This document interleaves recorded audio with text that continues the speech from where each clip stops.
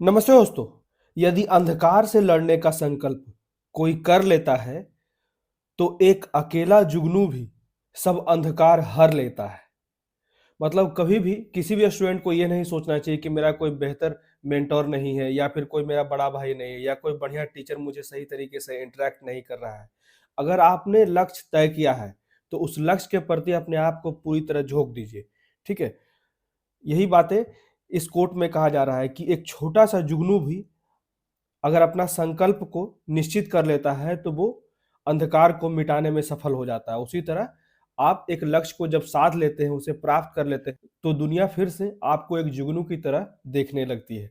तो आइए आज का डिस्कशन शुरू करते हैं। आज का डेट है 4 जनवरी 2024 और अभी हम डिस्कस करेंगे द हिंदू के कुछ इंपॉर्टेंट आर्टिकल्स हिंदी में। तो आज 3 ही आर्टिकल डिस्कस करेंगे जिसमें तीनों बहुत ही महत्वपूर्ण है। 2 जो है वो हेल्थ सेक्टर से है, ठीक है, और एक जो है इकोनॉमिक्स से है।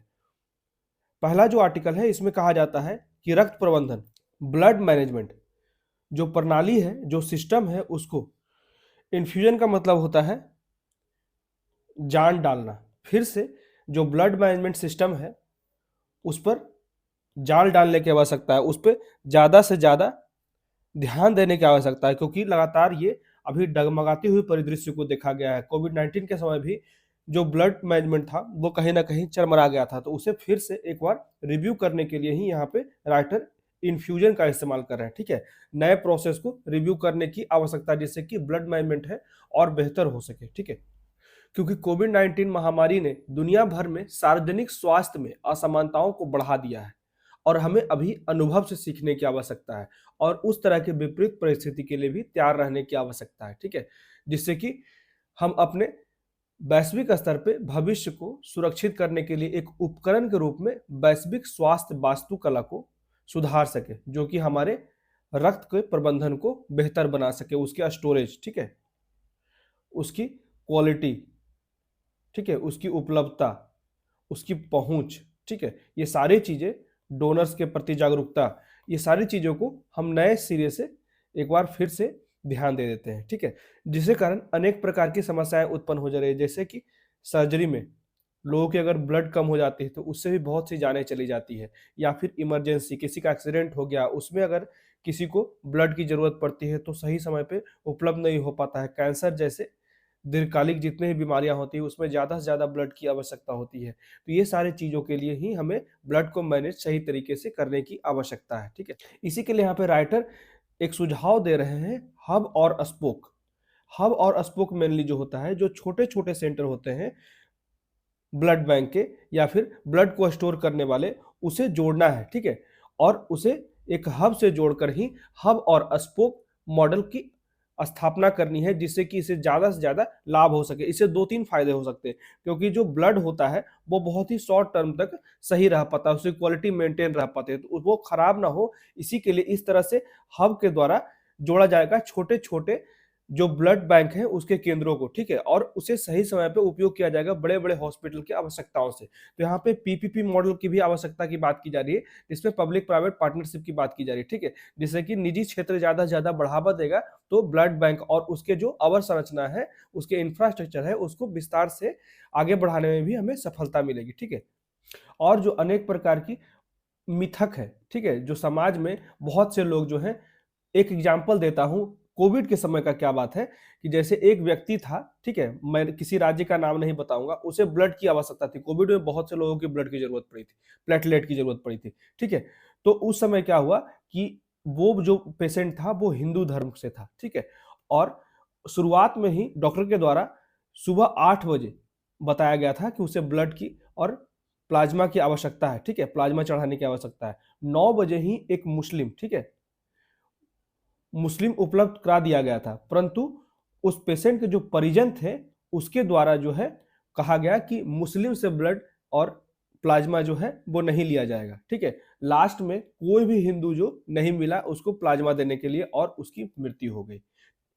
तो अभी तो खैर एक एग्जांपल दे रहा हूँ, ऐसे बहुत से केसेज हैं। तो ऐसा क्यों नहीं होता है जब कोई इमरजेंसी केसेज आते हैं तो उस समय कोई बच्चा को बचाने से पहले कोई माता-पिता ऐसा क्यों नहीं बोलता है कि कोई डॉक्टर ये इस धर्म का डॉक्टर नहीं होना चाहिए। ये सब कितना ज़्यादा शर्मनाक सोच है हमारे समाज की क्योंकि धर्म, जाति ये सभी इंसानों ने एकजुट रहने के लिए बनाया है, ना कि एक दूसरे से दूरी बनाने के लिए। पहले संख्या कम थी, इसी के लिए एकजुट रहने के लिए बनाया गया था कि ज्यादा से ज्यादा लोग एक तरह के एक साथ रह सके। आर्टिकल को हम लोग विस्तार से पढ़ लेंगे जिसमें ब्लड मैनेजमेंट कितना ज्यादा आवश्यक है ह्यूमन हेल्थ के लिए, ठीक है। उसके बाद अगला आर्टिकल जो है, भारत के कर्ज के बोझ पर अनेक प्रकार की विवाद देखी जा रही है। जैसे अभी हाल के रिपोर्ट में कहा गया है, बहुत से वैश्विक स्तर के जो इंस्टीट्यूट है उसके रिपोर्ट के अनुसार कहा गया है, जैसे आईएमएफ के द्वारा कहा गया कि भारत की जो दीर्घकालिक ऋण है उसकी स्थिरता पर चिंता जताई जा रही है और विवेकपूर्ण प्रबंधन की आवश्यकता पर बल देते हुए 2028 तक जो भारत का जीडीपी का 100% कर्ज हो जाएगा, ठीक है। ऐसा आईएमएफ का स्टेटमेंट है कि लगभग 2028 तक अभी जो वर्तमान में इंडिया का जीडीपी है उतना ही बर्डन कर्ज हो जाएगा, ठीक है। तो इसे हमें बहुत ज़्यादा सावधानी से मैनेज करने की आवश्यकता है, ठीक है।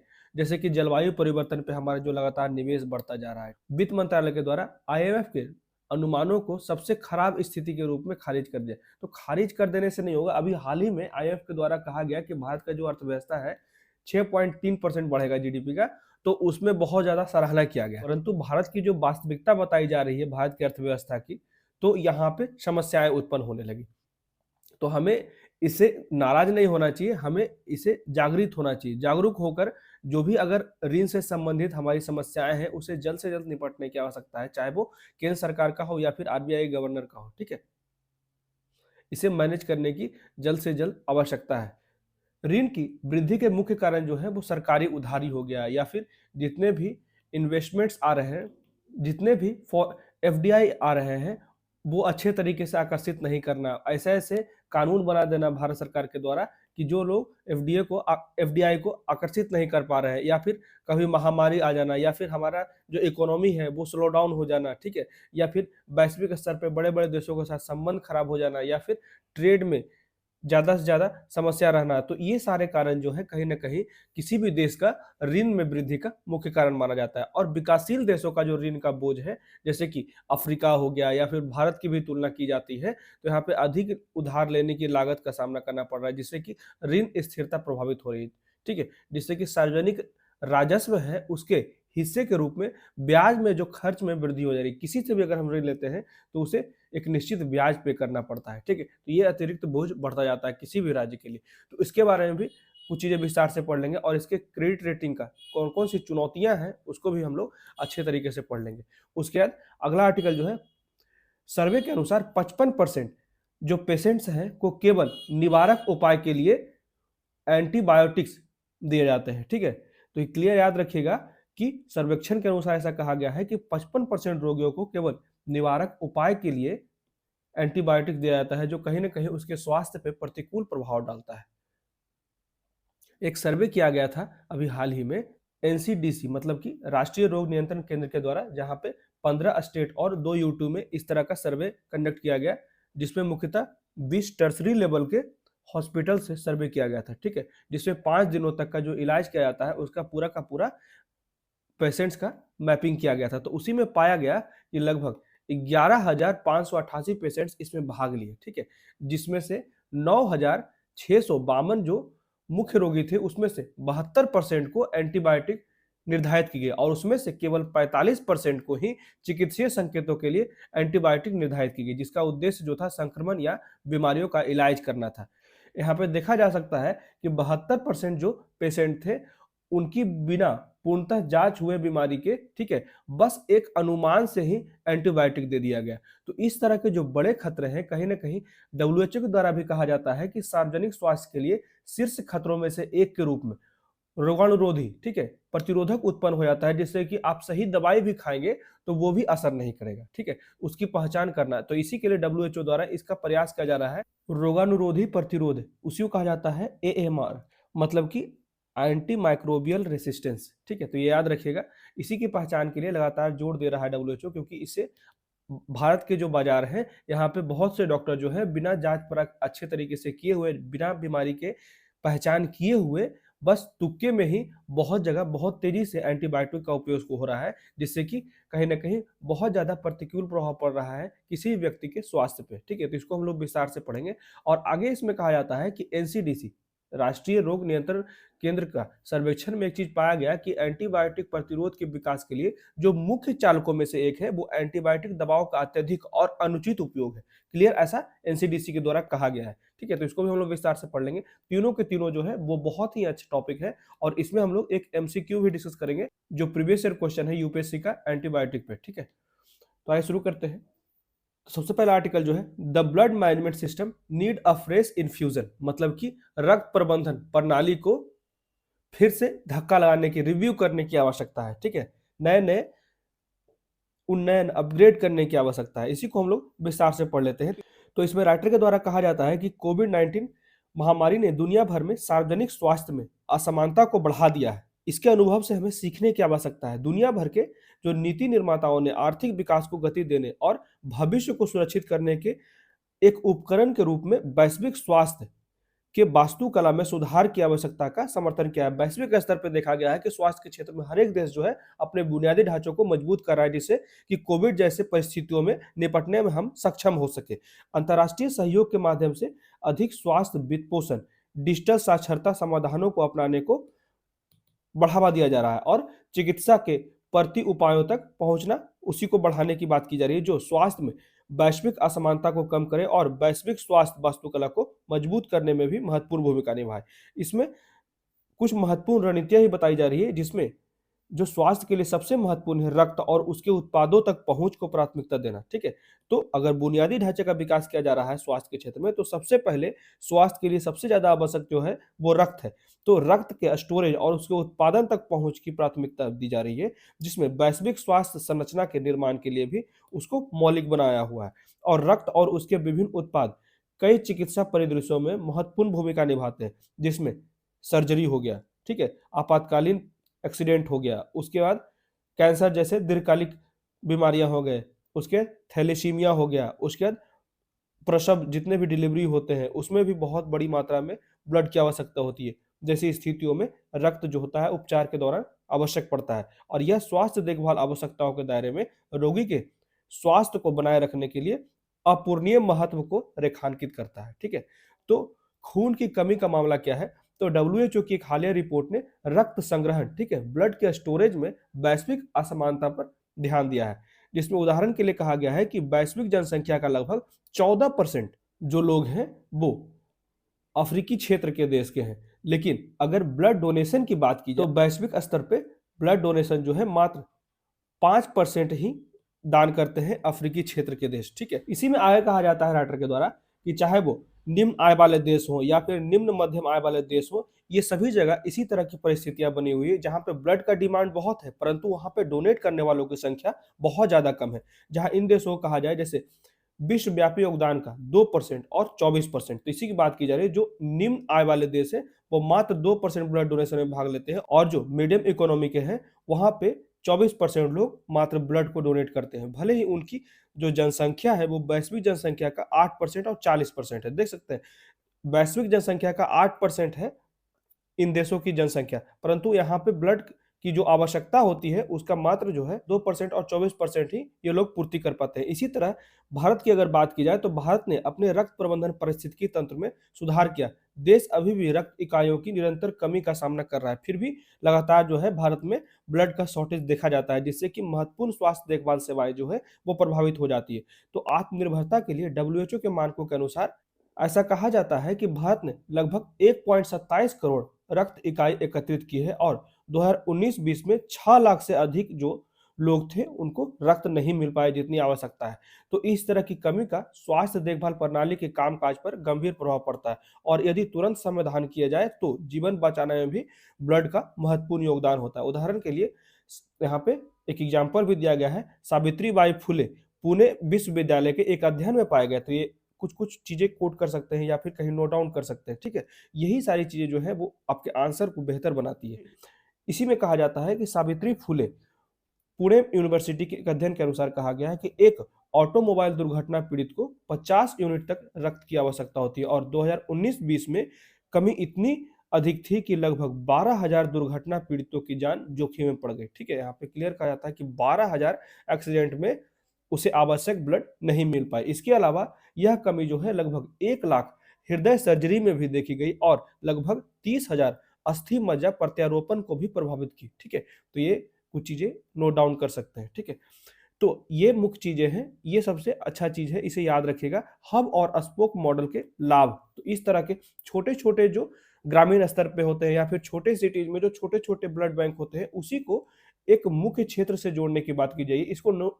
इसको एक नोडल ऑफिस बनाने की बात की जा रही है, जिससे कि बड़े बड़े हॉस्पिटल के साथ इसका संपर्क बन जाए, जिससे कि छोटे से बड़े तक अगर कहीं भी ब्लड की जरूरत हो तो वो पूर्ति की जा सके। ठीक है, तो इसी के लिए कहा जाता है कि एक मजबूत पीपीपी मतलब कि पब्लिक प्राइवेट पार्टनरशिप की स्थापना के माध्यम से सुरक्षित और सस्टेनेबल रक्त तक पहुंच, टिकाऊ रक्त तक पहुंचने में जो असमानताएं हैं उसको कम करने में हमें सफलता मिले। ठीक है, इसी के लिए इस तरह का हब और स्पोक मॉडल को लाया जा रहा है।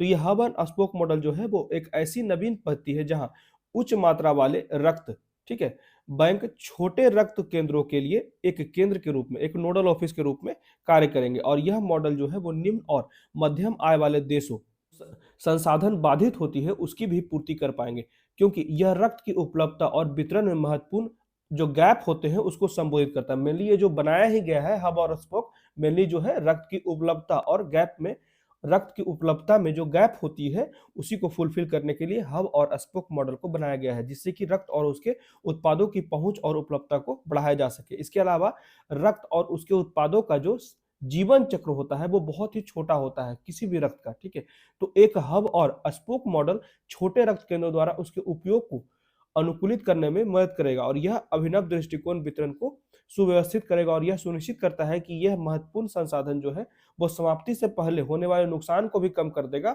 और अधिकतम से अधिकतम लोग इसका फायदा उठा पाएंगे। ठीक है, अधिकतम क्षमता का निर्वहन करेगा। तो रक्तदान से जुड़े मिथक को भी दूर करने की आवश्यकता है। यहाँ पे जागरूकता की बात की जा रही है राइटर के द्वारा।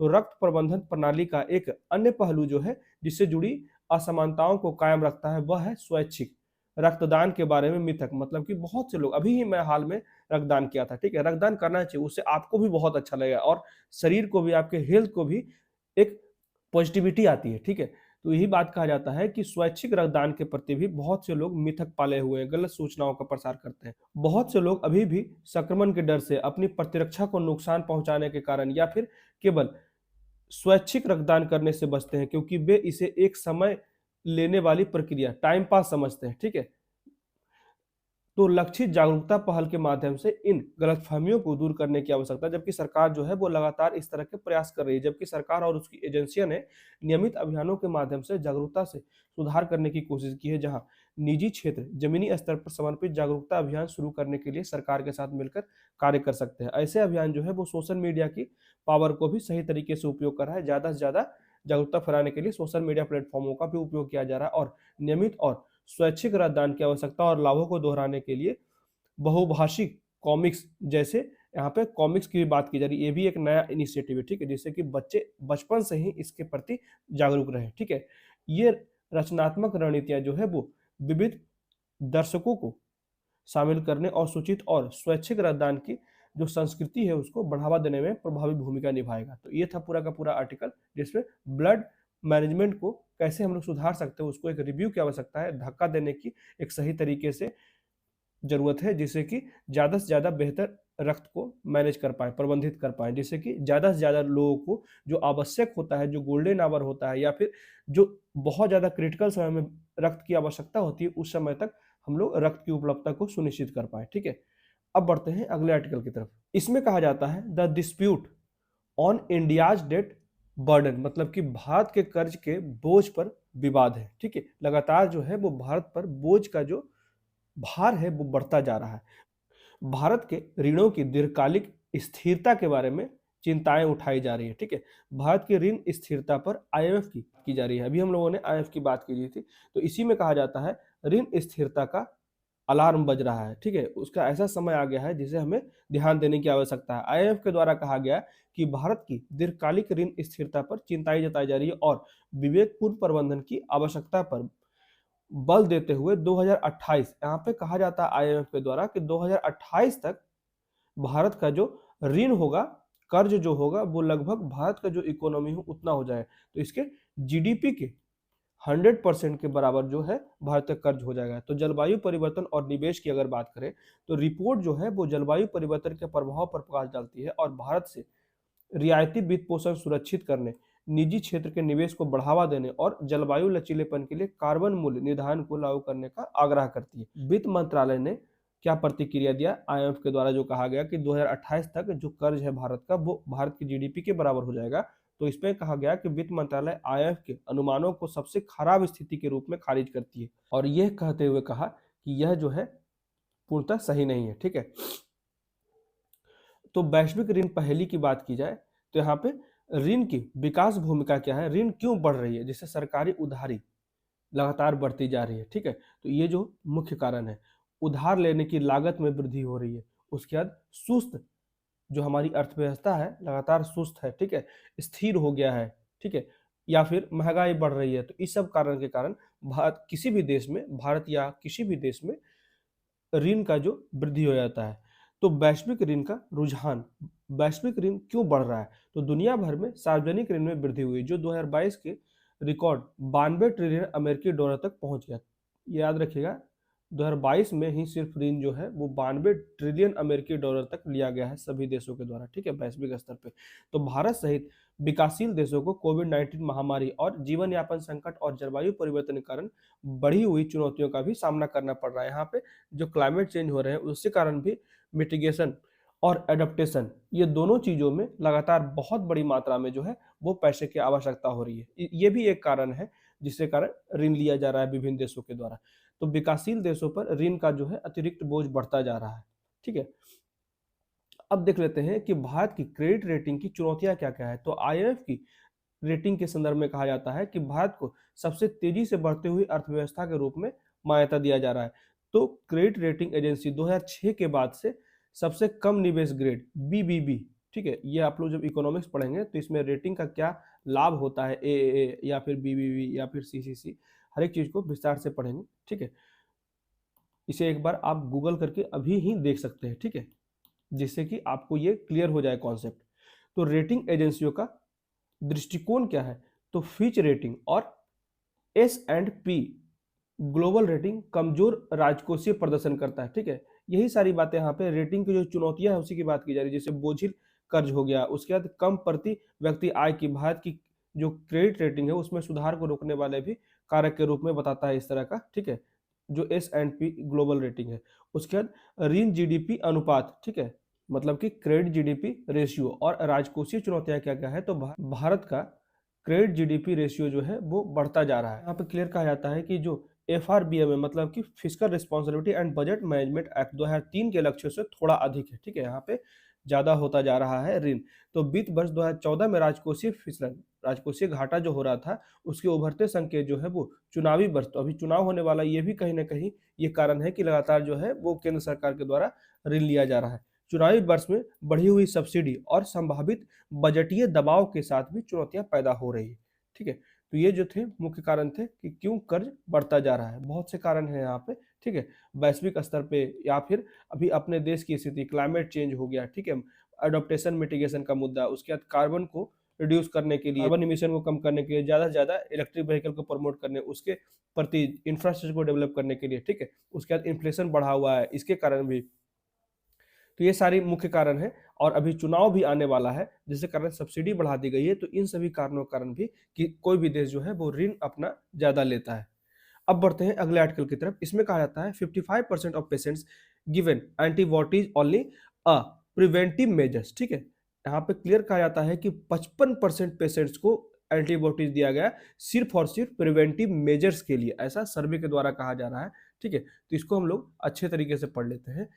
इसमें कहा जाता है स्वास्थ्य मंत्रालय के एक सर्वेक्षण, ठीक है, से पता चलता है कि हाल ही में सर्वेक्षण किए गए लगभग 10,000 रोगियों में से आधे से अधिक को एंटीबायोटिक दवाओं के प्रतिरोध में वृद्धि के बारे में बढ़ती चिंताओं के बीच संक्रमण का इलाज कराने के बजाय संक्रमण को रोकने के लिए एंटीबायोटिक दी जाती है। ठीक है, ये क्लियर कहा जाता है।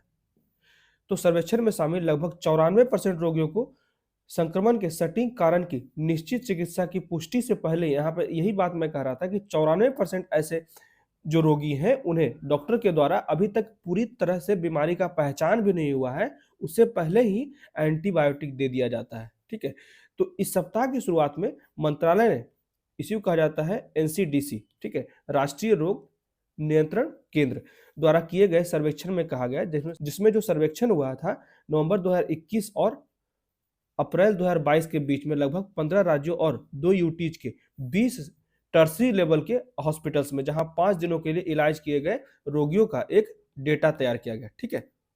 उसी के अनुसार से यह निर्णय निकाला गया कि लगभग 11,588 वहां पे पेशेंट्स आए, और जिसमें लगभग 9652 पात्र रोगियों में से 72% को एंटीबायोटिक निर्धारित की गई। उसमें से केवल 45% को चिकित्सीय संकेतों के लिए एंटीबायोटिक निर्धारित की गई, मतलब कि जो आवश्यक थे उस रोग के लिए वहां पे एंटीबायोटिक दिया गया, तो ठीक है, ठीक है, जिसका उद्देश्य जो था वो संक्रमण या बीमारी का इलाज करना। मात्र 45% को ऐसा एंटीबायोटिक दिया गया जो उसकी बीमारी के अनुसार से सही था, और वहीं 72%, ठीक है, लोगों को बस आशंका के अनुसार से एंटीबायोटिक दिया गया। मात्र देख सकते हैं यहाँ पे कि 45% को ही ऐसा एंटीबायोटिक दिया गया जो उसके लिए आवश्यक था, और 55% लोगों को फालतू में एंटीबायोटिक दिया गया। शेष 55% को रोग निरोधी संकेत, ठीक है, यहाँ पे क्लियर कहा जाता है, रोग निरोधी संकेत के लिए दवा दी गई, जिसका उद्देश्य संक्रमण की घटना या प्रसार को रोकना था। केवल 6% को उनकी बीमारी का कारण बनाने वाले विशिष्ट जीवाणु की पुष्टि के बाद, ठीक है, यहाँ पे मात्र 6% को उसका पूरा जानकारी हो गया उसके बीमारी का, तब दिया गया एंटीबायोटिक। बाकी सबको बस उम्मीद पे ही दे दिया गया, ठीक है, जिससे कि निश्चित चिकित्सा कहा जाता है। तो शेष 94% जो अनुभवजन्य ऐसा संकेत मिला और उस तरह का एंटीबायोटिक दे दिया जो किसी भी बीमारी के संभावित कारण का आकलन करने में डॉक्टर के नैदानिक अनुभव पर आधारित है, ठीक है।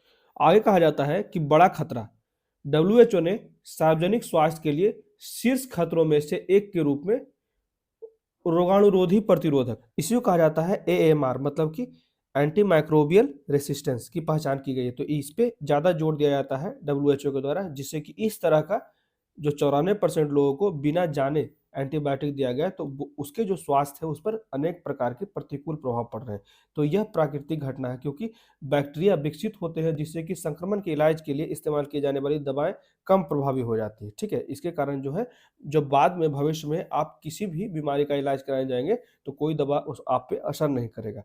हालांकि जैसा कि एनसीडीसी सर्वेक्षण नोट करता है और कहता है कि एंटीबायोटिक प्रतिरोधक के विकास के लिए जो मुख्य कारण जो है वो एंटीबायोटिक दवाओं का, जितने भी प्रतिरोधक क्षमता किसी के भी व्यक्ति में अगर बढ़ जाता है तो उसका मुख्य कारण जो है वो एंटीबायोटिक दवाओं का अत्यधिक और अनुचित उपयोग हो रहा है, ठीक है। तो इसमें व्यापक विविधताएं क्या क्या है, तो एनसीडीसी सर्वेक्षण रिपोर्ट में अस्पतालों के बीच व्यापक भिन्नताएं देखी गई है, जिसमें से कुछ ने 37% रोगियों को एंटीबायोटिक लिखी है, जबकि अन्य संस्थानों में इसका प्रचलन लगभग 100% है, ठीक है। तो यहाँ पे देख सकते हैं लगभग 100% लोगों को कुछ ना कुछ एंटीबायोटिक दे ही दिया जाता है। तो कुल मिलाकर लगभग 12,342 एंटीबायोटिक जो प्रिस्क्रिप्शन दिए गए हैं, ठीक है, जिसमें से लगभग 86.5% पेरेंटल मार्क के माध्यम से निर्धारित थे, जिसका अर्थ है कि उन्हें मौलिक रूप से नहीं दिया गया।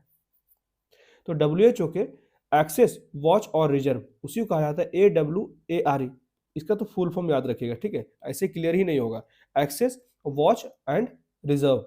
तो इसका वर्गीकरण किया गया है, केवल 38% जो नुस्खे मतलब कि प्रिस्क्रिप्शन दिए गए हैं एक्सेस समूह को, ठीक है, ए से संबंधित एंटीबायोटिक दवाओं के लिए थे, जो प्रतिरोधक की क्षमता को कम करने के होते हुए सर्वोत्तम चिकित्सीय मूल्य प्रदान करता। हालांकि 57% से अधिक जो प्रिस्क्रिप्शन दिए गए वो वॉच समूह, बस देखने के लिए, ठीक है, से संबंधित एंटीबायोटिक दवाओं के लिए थे, मतलब कि जहां पे सिर्फ देख के ही कुछ चीजें देखकर भी काम हो सकता था, वहां पे भी एंटीबायोटिक प्रिस्क्राइब किया गया, जो केवल विशिष्ट सीमित संख्या में संक्रामक सिंड्रोम के लिए संकेतित होते हैं और एंटीबायोटिक प्रतिरोधक का लक्ष्य होने की अधिक संभावना होती है। तो यही सब कारणों कारण यहाँ पे एंटीबायोटिक प्रतिरोधक क्षमता उत्पन्न हो जाती है, जिसके कारण निर्धारित एंटीबायोटिक दवाओं में से केवल 2% ही अंतिम उपाय जहां पे आवश्यक होती है एंटीबायोटिक की वहां तक पहुंच जाते हैं, उसी को कहा जाता है आरक्षित समूह। तो लगभग 3% नुस्खे जो होते हैं वो अनुशंसित नहीं समूह के होते हैं, ठीक है। तो वॉच ग्रुप के एंटीबायोटिक का अधिक उपयोग चिंता का विषय है, ठीक है, जहां पे बस देखने के लिए डॉक्टर जो है वो इस तरह का एंटीबायोटिक दे देता है, क्योंकि इन एंटीबायोटिक में एंटीबायोटिक प्रतिरोधक विकसित करने की अधिक क्षमता होती है। तो निगरानी नेटवर्क, तो एनसीडीसी एएमआर रोकथाम पर भारत के राष्ट्रीय कार्यक्रम के लिए नोडल एजेंसियां है, जिसका एक प्रमुख घटक जो है वो एंटीबायोटिक उपयोग की निगरानी है। ठीक है, तो इस लक्ष्य को प्राप्त करने के लिए इसने राष्ट्रीय एंटीबायोटिक उपयोग नेटवर्क की स्थापना की, जिसके माध्यम से नेटवर्क साइट अपने संबंधित स्वास्थ्य सुविधाओं में एंटीबायोटिक खपत पर डेटा संकलित करती है और इसे एनसीडीसी को सौंपती है, जिससे कि हम जान सके कि इतना ज्यादा मिसयूज जो हो रहा है वो एंटीबायोटिक का, उसका डेटा क्या है, किसे दिया जा रहा है और किस बीमारी के लिए दिया जा रहा है। तो एनसीडीसी के अनुसार एंटीबायोटिक प्रतिरोधक में एक प्रमुख योगदान करता है जो एंटीबायोटिक दवाओं का अत्यधिक उपयोग करने से होता है। लगभग आधे से अधिक अस्पताल जो है वो एंटीबायोटिक दवाओं का अनुचित उपयोग कर रहे हैं। ठीक है, तो इसी के लिए एक निगरानी नेटवर्क बनाया गया है। तो इसी समय एक क्वेश्चन हम लोग देख लेते हैं। तो पहला क्वेश्चन है, प्रतिजैविक प्रतिरोध आज वैश्विक स्वास्थ्य, खाद्य सुरक्षा और विश्व के लिए सबसे बड़ी खतरों में से एक है। दूसरा स्टेटमेंट है, प्रतिजैविक प्रतिरोध प्राकृतिक रूप से होता है। और तीसरा स्टेटमेंट है, मनुष्यों, जंतुओं में प्रतिजैविक दवाओं का दुरुपयोग जो है वो प्रतिजैविक दवाओं को कम प्रभावी बनाता है। तो ये तीनों सही है। ठीक है, तो ये ध्यान रखिएगा, उसी तरह का एंटीबायोटिक से सवाल था। तो ये थे द हिंदू के कुछ इंपॉर्टेंट आर्टिकल जो हमने डिस्कस किया। कैसा लगा प्लीज मुझे कमेंट करके बताएं और मेरे वीडियो को ज्यादा से ज्यादा लाइक करें, शेयर करें और मेरे चैनल को सब्सक्राइब करें। Thank you.